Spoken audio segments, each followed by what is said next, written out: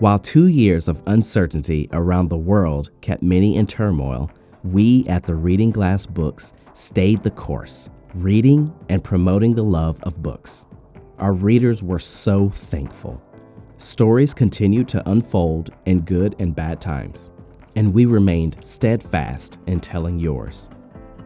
Therefore, when outdoor book fairs began to rise up again, like the Tucson Festival of Books, we knew that we needed to pull into port to meet up with other vendors, publishers, writers, readers, and literary giants.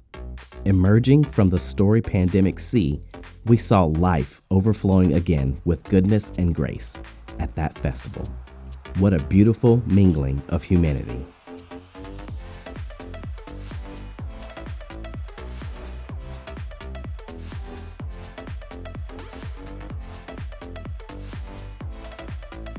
Joining the Reading Glass Books team and in partnership with Writers Branding, we had 4 of our authors participate in a book signing session.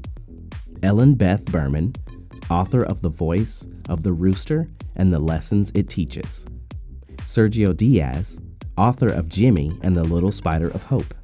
Lloyd Holcomb, author of $10 Save Me. And Janine Pantenberg, author of Knowing That He Will, Experiencing God's Transforming Power.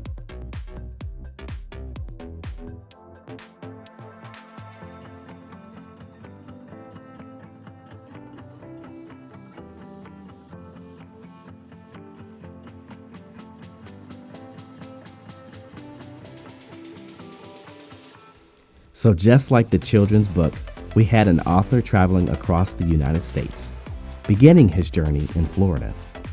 Doing continual updates, we learned more geography than we had anticipated as Lloyd Holcomb remained missing. Yet, the show must go on, and so we rearranged our author lineup and prayed for the best. On the second day of author interviews, we recognized Mr. Holcomb wading through the crowd towards our tent. I visited Jamaica, so many coins lining the streets. I said, what is that? How much is this? $5. Okay, how much is that? $10. I said, do you all know that I just picked up $15 just now? Why you guys throw these things away? Put them in a container, because that accumulation can turn out to be something. $10 to me can be accumulated. 10, 20, 30 is going to be better than 1, 2, 3 if you decide to save $1 bill. It's not something that's going to make you a millionaire. It's not. But it's something that you will have just in case.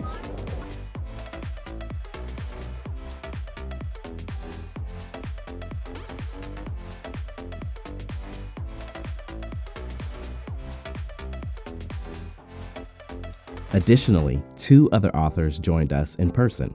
Sergio Diaz, who could have written various genres of literature, chose to share his children's book, Jimmy and the Little Spider of Hope. Excited children lined up to get Sergio's autographed book, and anticipation grew as the books quickly disappeared. Seeing the smiles and awe on so many children's faces brought our entire team joy and truly blessed our authors. When I was a boy, we used to live across from a church. That church was my playground. Every day I was just, running around the church. And then I started helping with the church with the nativity scene. So I started wondering what it would be like to have lived 2,000 years ago in that period of time. Jimmy is that boy. It's a boy that lived 2,000 years ago, and he witnessed the birth of a king. I thought when I was a boy that I was going to be a priest. The Bible always been calling me.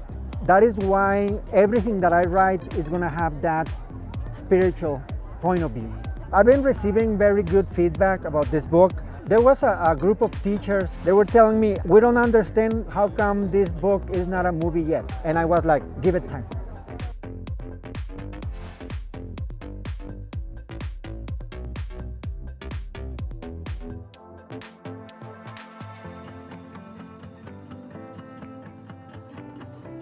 Janine Pantenberg, another one of our authors, came with a book full of wise advice, sharing life experiences and inspiring all to live well. Each reader seemed to linger by the tent to speak with Janine a bit longer as they received their personally signed copies. First, our relationship with God is the most important, our vertical relationship, and that keeps that life into us. And then it's supposed to flow out of us. We're not always very good at that, but we try. You know, I just came to a point in my life where I wanted to seek God, and I would read books about it. And he says, if you seek him, you will find him. And I cannot explain to you, but God came into my life. God tells us that he has a purpose for all of us. We have to follow his leading. We've got a lot of people out there that has got a lot of problems. They're afraid to say so.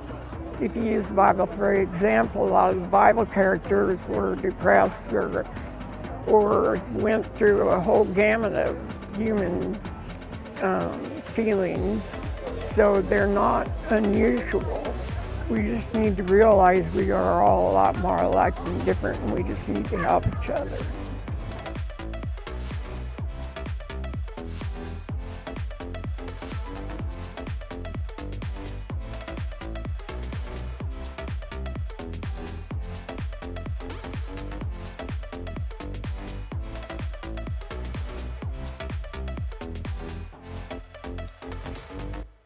With our communications director, Carla Bryan, every author enjoyed a full interview to dig deeper into their lives and showcase their creativity and hard work.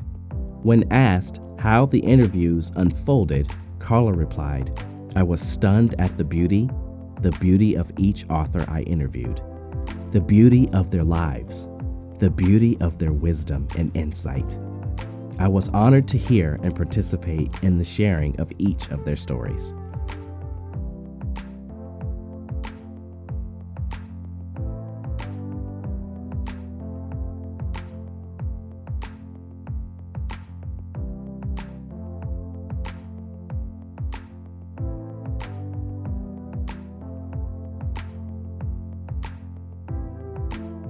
Again, it was a special time of connection, humanity mingling once again with 2 years of distancing, bringing stories to life and sharing those nuggets of color, creativity, and wisdom.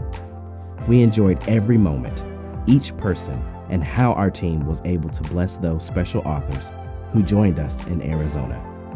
We at Reading Glass Books continue smiling with memories made and gratitude that lingers.